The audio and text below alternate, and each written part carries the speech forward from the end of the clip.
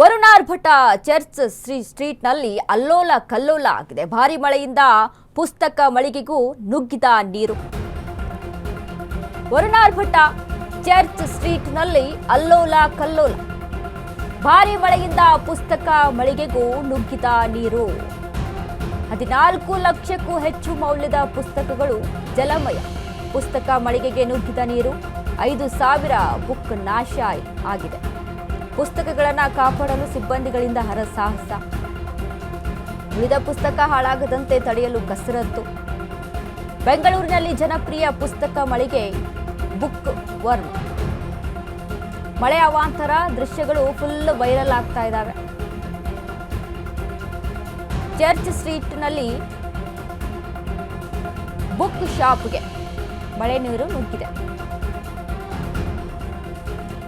14 ಲಕ್ಷಕ್ಕೂ ಹೆಚ್ಚು ಮೌಲ್ಯದ ಪುಸ್ತಕಗಳು ಜಲಮಯ.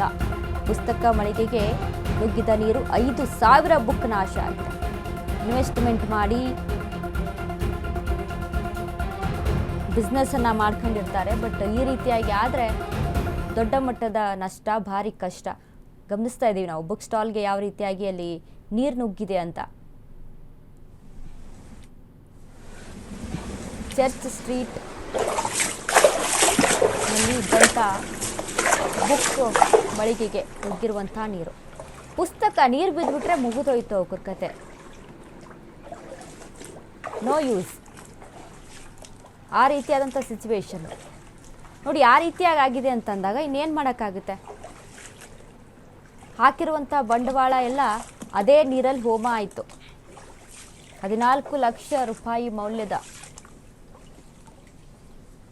ಪುಸ್ತಕಗಳು ಒಟ್ಟಾರೆ 5,000 ಬುಕ್ ಅಲ್ಲಿ ಹಾಳಾಗಿದೆ ಅನ್ನುವಂಥ ಇನ್ಫಾರ್ಮೇಷನ್. ಸೊ ಒಂದು ಈ ರೀತಿಯಾಗಿ ಅಂದರೆ ಇದು ಬುಕ್ನ ಮಳಿಗೆಗೆ ಈ ರೀತಿಯಾಗಿ ನುಗ್ಗಿರುವಂಥ ಇದೇ ರೀತಿಯಾಗಿ ತುಂಬ ದೊಡ್ಡ ದೊಡ್ಡ ಅವಾಂತರಗಳು ಸಂಭವಿಸಿದ್ದಾವೆ ಬೆಂಗಳೂರಿನಾದ್ಯಂತ ಎಲ್ಲೆಡೆ. ನೀರು ಹೋಗೋದಕ್ಕೆ ಜಾಗ ಬೇಕಲ್ಲ. ಮಳೆ ಆಯಿತು, ಮಳೆ ಸುರಿತು ಅಂತ ಅಂದಾಗ ಇಂಥ ಸಿಚುವೇಶನ್ಸ್ ಇದೆ ಅಂತ ಅಂದರೆ ಅಟ್ಲೀಸ್ಟ್ ಡ್ರೈನೇಜ್ ಸಿಸ್ಟಮ್ ಆದರೂ ಸರಿಯಾದ ರೀತಿಯಲ್ಲಿ ಮಾಡಬೇಕಲ್ಲಿ. ಎತ್ತವೂ ಕೂಡ ಯಾವುದನ್ನು ಕೂಡ ನೋಡ್ತಾ ಇಲ್ಲ ಸರ್ಕಾರ. ಏನು ಮಾಡ್ತಾ ಇದೆ ಅನ್ನೋದು ಕೂಡ ಅವ್ರಿಗೆ ಅರಿವಿದೆಯೋ ಇಲ್ವೋ ಗೊತ್ತಿಲ್ಲ. ಓನ್ಲಿ ಈಗ ಸರ್ಕಾರದಲ್ಲಿ ಕೇಳಿ ಬರ್ತಾ ಇರುವಂತಹ ಮಾತು, ನನಗೆ ಆ ಸ್ಥಾನ ಬೇಕು, ನಿನಗೆ ಈ ಸ್ಥಾನ ಬೇಕು, ಕುರ್ಚಿ ನನಗೆ ಬೇಕು, CM ಸ್ಥಾನ ನಿನಗೆ ಬೇಕು, ಸಂಪುಟ ಪುನರ್ರಚನೆ ಆಗಬೇಕು, ದಲಿತ CM ಆಗಬೇಕು. ಯಾರು CM ಆದರೆ ಏನು,